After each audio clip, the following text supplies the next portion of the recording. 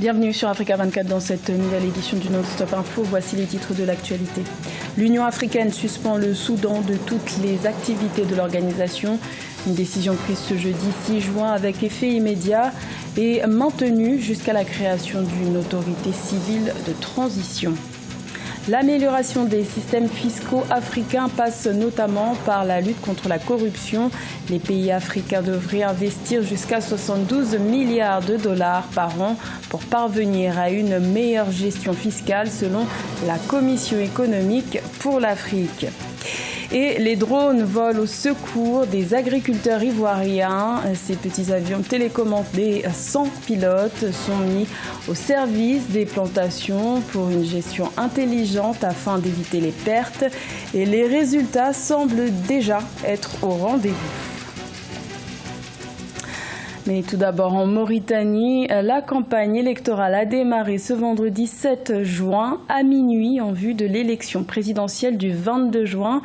6 candidats sont en lice pour tenter de succéder au président Mohamed Ould Abdelaziz, qui n'est pas autorisé à se présenter pour un nouveau mandat selon la Constitution. Pour l'heure, aucun débat télévisé n'est prévu entre les candidats en lice. L'opposition se dit inquiète au sujet des préparatifs de ce scrutin prévu dans 2 semaines. Notons que si second tour il se tiendra le 6 juillet. Le Conseil de paix et de sécurité de l'Union africaine suspend le Soudan. L'annonce a été faite ce jeudi à 6 juin. L'organisation panafricaine exige l'installation d'une autorité civile après le renversement par l'armée de l'ancien président Omar el-Béchir le 11 avril 2019, mais surtout après la sanglante répression du mouvement contestataire qui a fait une centaine de pertes en vie humaine le 3 juin. Plus de détails avec Vina Nodin.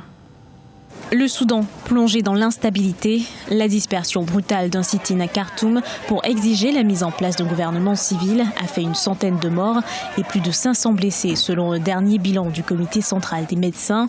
Un bilan contredit par les autorités militaires qui de leur côté évoquent une quarantaine de victimes. Sur le terrain, les cartes semblent rebattues. Après avoir annoncé l'annulation de l'accord de transition, le Conseil militaire a fait volte-face et s'est dit ce mercredi 5 juin ouvert aux négociations sans restriction. Mais pour l'opposition et les manifestants, il n'en est plus question. Les militaires ont franchi les Rubicons. Faire 108 morts, une répression que l'on croyait vouée au passé avec le départ de Béchir, faire ce genre de répression, c'est vraiment déplorable. Et la deuxième chose, c'est qu'ils utilisent aussi une milice privée. Une milice qu'ils ont fait revêtir du chapeau des islamistes. Donc ça, c'est déjà le deuxième point. Mais si on veut vraiment aller de l'avant, sortir les Soudans de l'ornière, il faut absolument que les négociations aboutissent. Cette dégradation de la situation a été vivement condamnée à l'international. L'Union africaine a annoncé ce 6 juin la suspension avec effet immédiat de la participation de la République du Soudan à toutes les activités de l'Union africaine et ce, jusqu'à l'établissement effectif d'une autorité civile de transition. L'Union africaine réagit en retard. La crise a commencé à couver depuis longtemps et depuis le départ forcé du président Béchir, l'Union africaine aurait dû réagir. C'est qu'elle n'a pas fait. Donc c'est quand même un peu tard. Maintenant, nous avons 2 forces en présence. D'un côté, les militaires qui sont les anciens collègues du président Béchir, qui ont un comportement corporatiste. Et de l'autre, nous avons une société civile assez active qui a montré par tout ce qu'il y a eu comme manifestation ces derniers temps qu'elle peut se prendre en charge, manifester, dégager l'ancien président. Donc il faudrait une organisation extérieure. L'Union africaine réagit malheureusement en retard pour essayer de trouver un terrain d'entente entre ces 2 camps aux intérêts diamétralement opposés. Une autorité civile, seul moyen selon l'institution panafricaine de permettre au Soudan de sortir de la crise actuelle. Le Conseil militaire de transition suivra-t-il cette recommandation? Rien n'est moins sûr. Pour l'heure, une chose est certaine, la répression militaire n'a pas étouffé l'espoir de liberté d'un peuple qui annonce d'ores et déjà de nouveaux rassemblements. Les États africains ne parviennent pas à exploiter pleinement leur capacité fiscale pour en faire une véritable source de revenus. Les pays africains devraient investir jusqu'à 72 milliards de dollars par an pour parvenir à une meilleure gestion fiscale selon la Commission économique pour l'Afrique. Plus de détails avec Siamlo Victoria Sedji.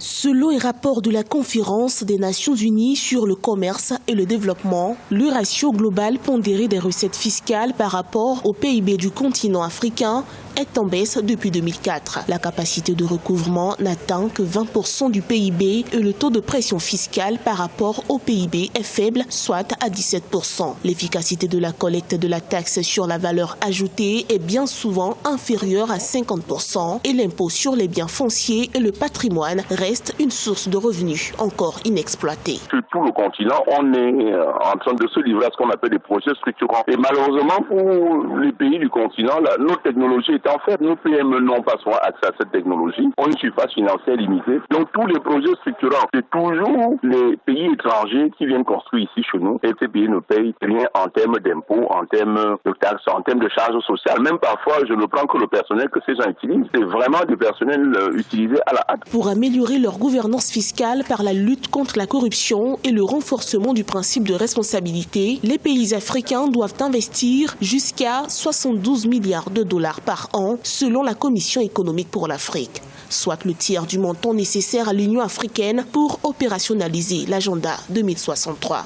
L'Union africaine réussit le tour de force, le tour de génie de faire sortir les fonds baptismaux dans le Fonds monétaire africain et la Banque centrale africaine. Je crois très bien que la mobilisation de ces lignes de financement que vous indiquez deviendrait un jeu. Selon des experts, les pays africains devraient également songer à miser sur les recettes non fiscales et sur les ressources naturelles non renouvelables qui sont d'importantes sources de recettes. Toutefois, cela nécessite encore plus de transparence et un véritable contrôle des appareils de l'État.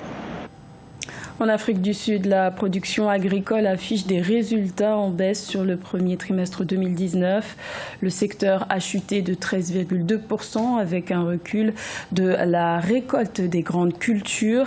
Les conditions climatiques seraient la principale explication de cette contre-performance. Corinne Kamsefem. Malgré une balance commerciale agricole excédentaire de 660 millions de dollars au premier trimestre 2019, la production agricole en Afrique du Sud a diminué de 13,2%. Selon le Service statistique national sud-africain, cette baisse est imputable aux faibles récoltes des céréales, des légumineuses et la baisse de la production horticole. De ce fait, les volumes de maïs, de soja et de graines de tournesol devraient reculer respectivement de 13%, 16% et 29%. C'est toujours emmener une certaine dynamique de professionnalisation dans ce milieu pour pouvoir emmener les petits exploitants non seulement à avoir droit de propriété sur leurs terres, non seulement à avoir des superficies conséquentes qui peuvent leur permettre de développer leur production agricole et les accompagner en matière d'intrants agricoles. Ces faibles productions ont eu pour conséquence une réduction des exportations. Celles-ci ont chuté de 10% pour se chiffrer à 2,11 milliards de dollars. À titre d'illustration, les faibles récoltes attendues dans le secteur du maïs devraient conduire à une baisse de 55% des exportations de cet aliment. Ce repli se traduit par une baisse de 0,3% du produit intérieur brut global.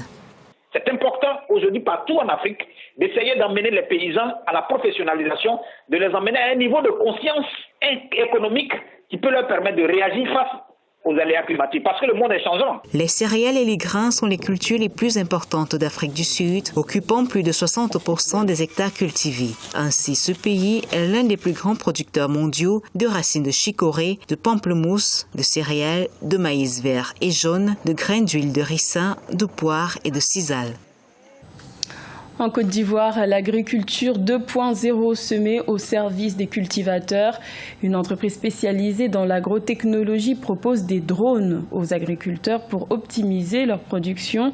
Une avancée considérable puisque l'agriculture participe à la formation de 20% du produit intérieur brut ivoirien. Aïssa Toubari.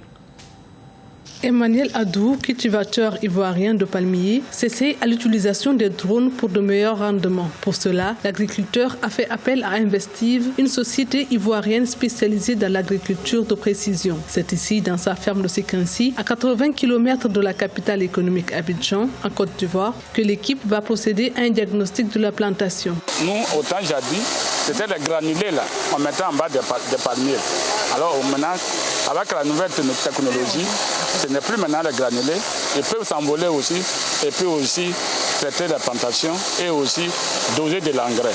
Adou fait partie des agriculteurs qui se tournent vers l'utilisation de la technologie des drones. La nouvelle approche intègre des technologies telles que des senseurs ou des appareils GPS qui permettent aux agriculteurs et aux chercheurs de surveiller et d'optimiser la croissance de leur culture. Quand on parle d'agriculture de précision, c'est vraiment aller en fait identifier sur la parcelle les zones précises où il y a des problèmes.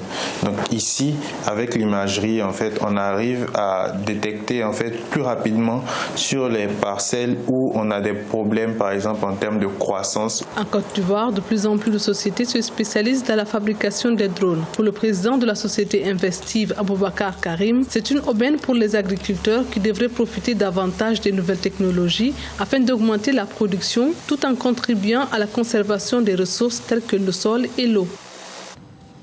Dans le reste de l'actualité, après près de 10 heures de garde à vue, le président de la Confédération africaine de football, Ahmad Ahmad, a été libéré dans la soirée de ce jeudi 6 juin. Pour rappel, le président de la CAF avait été arrêté ce jeudi par des services français de lutte contre la corruption alors qu'il séjournait à Paris pour assister au congrès de la FIFA. Il a été entendu par les autorités françaises dans le cadre des investigations liées à la rupture du contrat de la CAF avec Puma au profit d'un équipementier basé dans le sud de la France. Le patron de la CAF est donc sorti libre sans charge retenue contre lui. C'était le journal de la rédaction. Merci de l'avoir suivi. L'information continue sur Africa 24.